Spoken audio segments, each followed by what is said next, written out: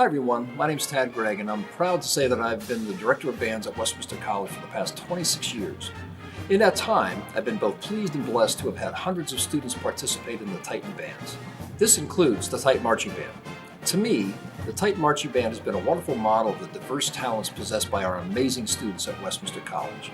As a result, we have had students from every discipline involved in this wonderful group, and it truly represents to me the fabric of Westminster. It is on this topic that I come to you to ask for your support.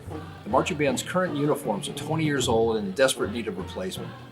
Though the students never complain, I feel that it is important that we provide them new and aesthetically pleasing uniforms that represent the students, the band, and Westminster College, so that when we step onto the field for pregame or halftime, or perform in front of thousands at multiple marching festivals or competitions, or are seen on the Westminster College's band's YouTube channel, the quality of the Titan Band's look is as impressive as the marching and playing.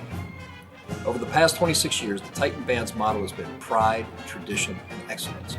It is my hope that we will continue to be models for these three significant words in our preparation and performance. I'd like to thank you personally for your continued support.